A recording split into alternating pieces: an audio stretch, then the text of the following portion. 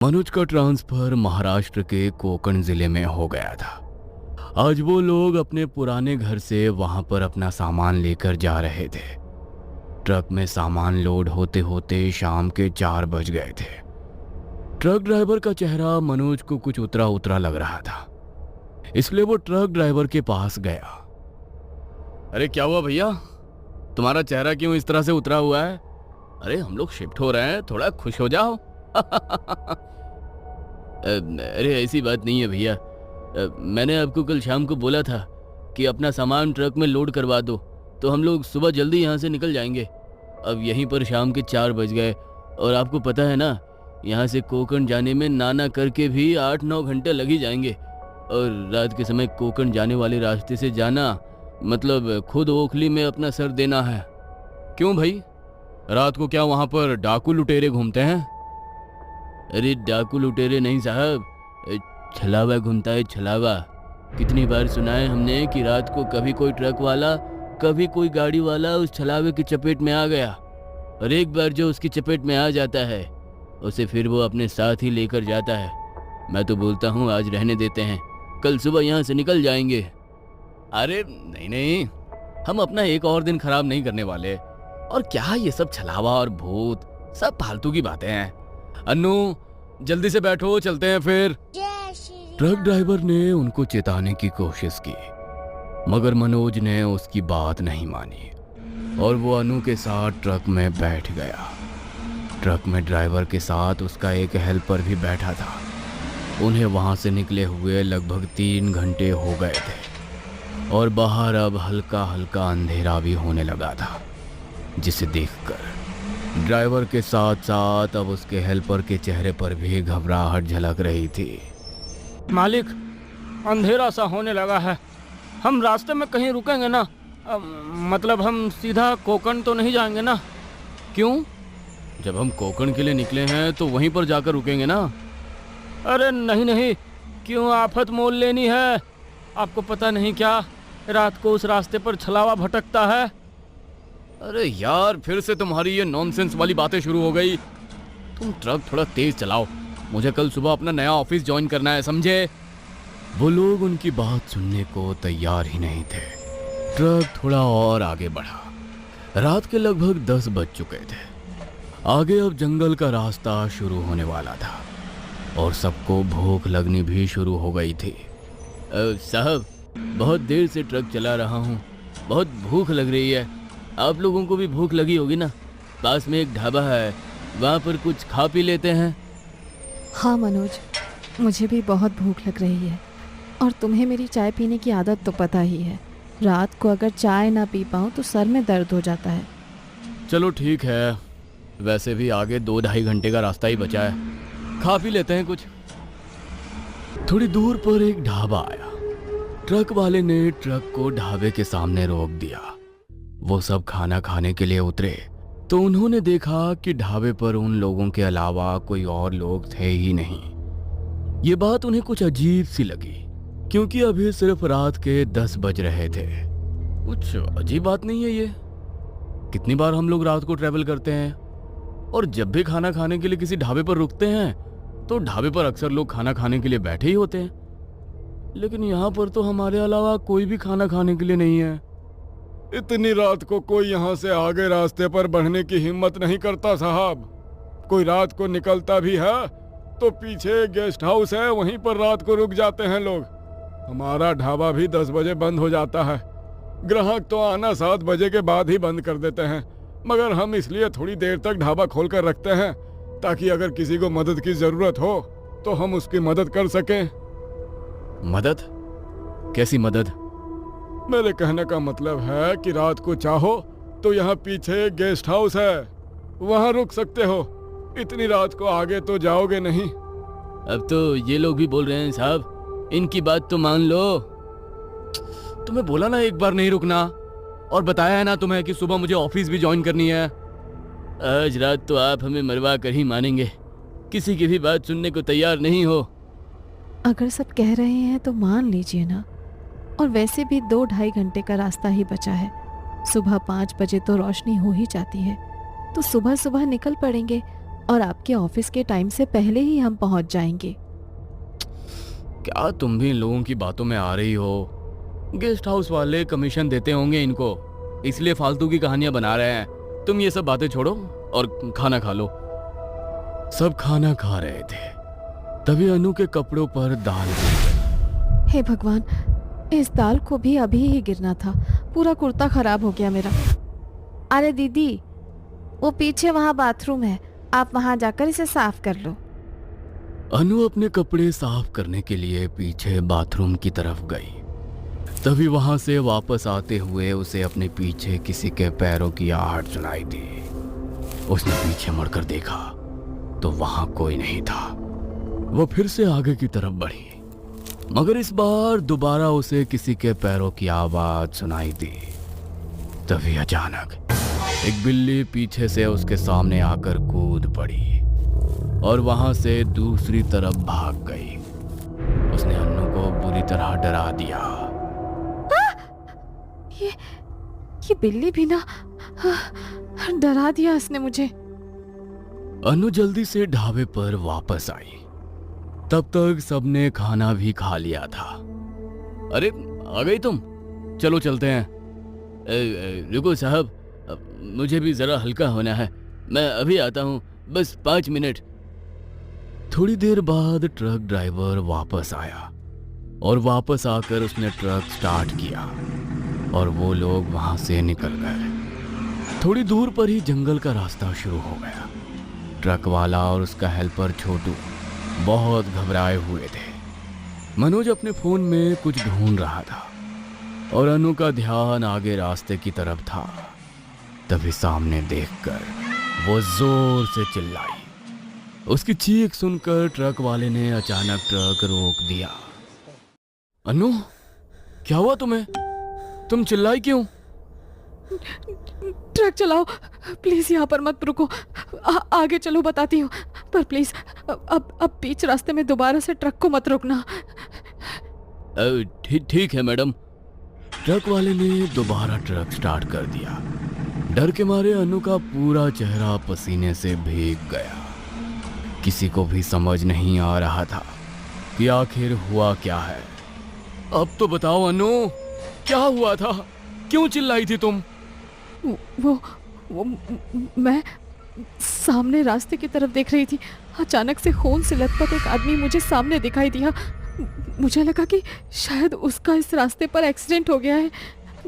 मैं उसकी मदद के लिए ट्रक रोकने के लिए बोलने ही वाली थी, लेकिन उससे पहले ही वो मेरी आंखों के सामने से गायब हो गया। क्या? ये आप क्या बोल रही हो मैडम? अगर ऐसा है तो इसका मतलब है कि छलावा हमारे पीछे लग चुका है, और अगर एक बार वो पीछे लग जाए तो पीछा नहीं छोड़ता। मना किया था मैंने आप लोगों को रात को इस रास्ते से आगे बढ़ने के लिए, लेकिन मेरी बात नहीं सुनी आप लोगों ने। अब आपकी वजह से हमें भी भुगतना पड़ेगा। अरे चुप करो तुम लोग। तुम लोगों ने ही डरा डरा कर अन्नू का दिमाग खराब कर दिया है। तुम लोगों की बातें सुनकर ही उसे ऐसे भ्रम हो रहे हैं। नहीं मनोज, ये मेरा कोई भ्रम नहीं था। मैंने सचमुच उस आदमी को देखा था। वो मेरी आंखों के सामने से गायब हुआ है। ये लोग बिल्कुल ठीक कह रहे थे। हमें उस गेस्ट हाउस में रुक जाना चाहिए था। मुझे बहुत डर लग रहा है। अरे कुछ नहीं होगा अनु, तुम इस तरह डरना बंद करो और अपनी आंखें बंद कर लो। आंखें बंद रखोगी तो तुम्हें इस तरह के भ्रम भी नहीं होंगे। मनोज के कहने पर अनु ने अपनी आंखें बंद कर ली। तभी उन तीनों को सामने से लोगों का एक झुंड आता दिखाई दिया।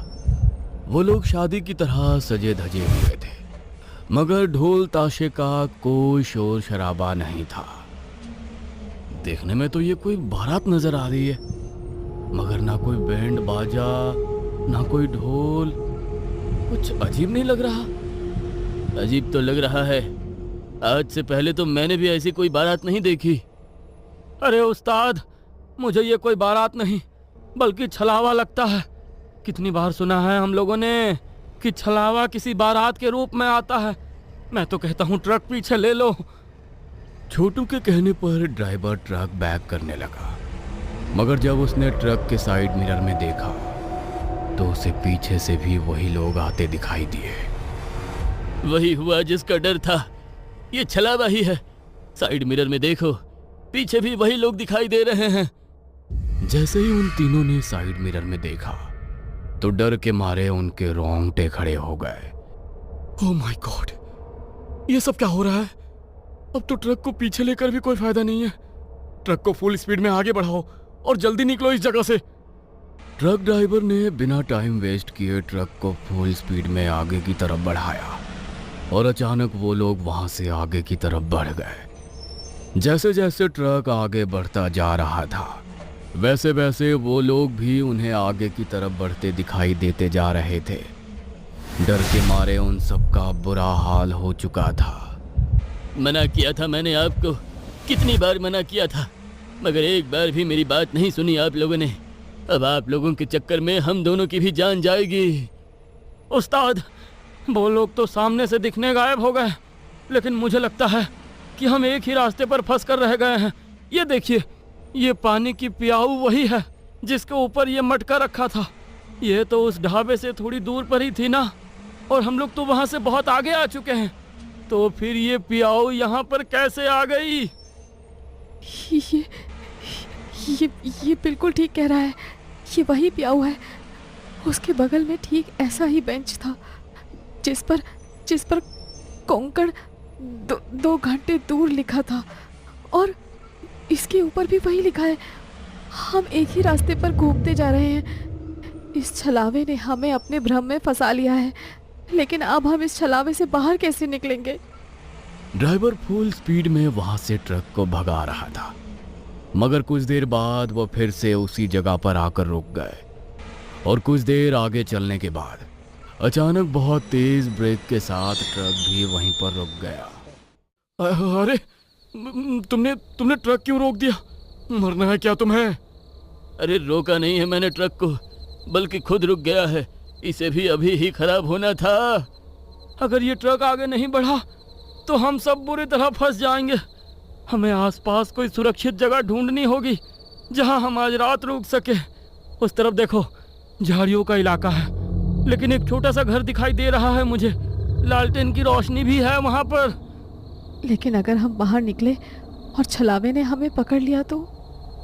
लेकिन अगर हम इस ट्रक के अंदर बैठे रहे तो भी छलावे का ध्यान इस पर चला जाएगा और हम यहाँ से कहीं भाग भी नहीं पाएंगे। इससे अच्छा है कि हम वहीं पर जाकर छिप जाएं।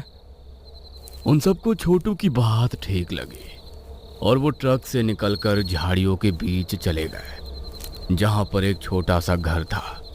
वो लोग उस घर के भीतर गए और उन्होंने दरवाजे को अंदर से बंद कर लिया। वो घर ज्यादा साफ नहीं था, लेकिन वहां 2 बिस्तर रखे हुए थे। एक काम करते हैं, जब तक यहाँ रुके हैं थोड़ी देर आराम कर लेते हैं। मेरे सर में बहुत जोर से दर्द हो रहा है। अनु मनोज के साथ एक बिस्तर पर लेट गई और ट्रक ड्राइवर के साथ छोटू दूसरे बिस्तर पर लेट गया। और कब उनकी आंख लग गई किसी को पता नहीं चला। तभी कुछ देर बाद मटके पर रखा गिलास अचानक से नीचे गिर गया और उसकी आवाज से अनु की नींद टूट गई। अनु ने आंखें मलते हुए सामने देखा तो डर के मारे उसकी चीख निकल गई, क्योंकि छोटू जमीन पर पड़ा हुआ था और उसकी गर्दन के मांस को किसी ने फाड़ डाला था। उसकी चीख की आवाज से मनोज और ट्रक ड्राइवर की भी नींद खुल गई और जब उन्होंने सामने देखा तो डर के मारे उनकी आंखें भी फटी की फटी रह गईं। छोटू, ये क्या हो गया? छोटू को किसने मारा इसे? पता नहीं, मेरे कानों में तो पानी का गिलास गिरने की आवाज पड़ी थी। उससे मेरी नींद टूट गई और जब मैंने सामने देखा तो छोटू मर चुका था। मुझे तो लगता है तुमने ही मारा है। अरे, तुम्हारा दिमाग और आप खराब हो गया है क्या? क्या अनाप शनाप बके जा रहे हो? अनाप शनाप नहीं, बिल्कुल ठीक बोल रहा हूं मैं। मुझे तो यही छलावा लगती है। सबसे पहले इसी ने बोला था कि इसको सामने कोई आदमी दिखाई दिया है, और सबसे पहले यही गई थी ना कपड़े साफ करने ढाबे के पीछे बाथरूम की तरफ, और अभी भी यही चिल्लाई थी। हम दोनों तो सो रहे थे, तो छोटू को मारा किसने? यही छलावा है, इसी ने मारा है उसे। क्या लेकिन अगर ये छलावा है तो मेरी अनु कहाँ है? अरे तुम पागल हो गए हो क्या मनोज? इसकी बात क्यों सुन रहे हो? और बात रही बाथरूम जाने की, तो मेरे बाद ये भी तो गया था बाथरूम की तरफ। ये भी तो छलावा हो सकता है। मैं बता रहा हूँ, ये हमें गुमराह करने की कोशिश कर रही है। अगर हमने इसे नहीं मारा तो जैसे इसने छोटू को मारा है वैसे ही ये हमें भी मार देगी। ट्रक वाले ने पास में पड़ा एक डंडा उठाया और उससे अनु की तरफ वार करने लगा, मगर अनु वहां से हट गई और वो डंडा मनोज के सर पर जाकर लगा। मनोज के सर से खून बहने लगा। तभी अनु ने नीचे पड़ा वो डंडा उठाया और ट्रक ड्राइवर पर वार करने लगी, मगर उसने उसके हाथ से वो डंडा छीनकर दूर फेंक दिया। तुझे छोड़ूंगा नहीं मैं, मुझे पता है तू ही छलावा है। ट्रक ड्राइवर ने फिर से वो डंडा उठाया, मगर जैसे ही वो डंडा उठाने के लिए नीचे झुका, तभी मनोज का ध्यान वहां नीचे लगे एक शीशे पर पड़ा, जिसमें ट्रक ड्राइवर की छवि दिखाई ही नहीं दे रही थी। मनोज उसी वक्त समझ गया कि छलावा कोई और नहीं बल्कि वो ट्रक ड्राइवर ही है। वो अपने सर पर हाथ रखे हुए जल्दी से उठा और वहां पर रखा हुआ मटका उसने ट्रक ड्राइवर के सर पर दे मारा और वो डंडा उठाकर लगातार उस पर वार किए। वो निढाल होकर वहां गिर पड़ा और अनु का हाथ पकड़कर वहां से बाहर की तरफ भाग गया। तभी सूरज की पहली किरण होगी और जब सूरज निकल जाता है तो छलावा किसी पर हावी नहीं हो पाता। कुछ देर बाद वहां पर एक बस आई और वो दोनों उसमें बैठकर कोकण के लिए निकल गए। वो दोनों तो खुशकिस्मत थे कि उनकी जान बच गई, मगर ट्रक ड्राइवर और छोटू को उनकी जिद की वजह से अपनी जान गंवानी पड़ी। छलावा कोई बनाई हुई कहानी या भ्रम नहीं है। एक बार ये जिसके पीछे पड़ जाए उनमें से किसी ना किसी को तो अपने साथ लेकर ही जाता है। इसलिए रात के समय ऐसे रास्ते से गुजरने की भूल ना करें। क्या पता अगले सुनसान रास्ते पर छलावा आपका ही इंतजार कर रहा हो।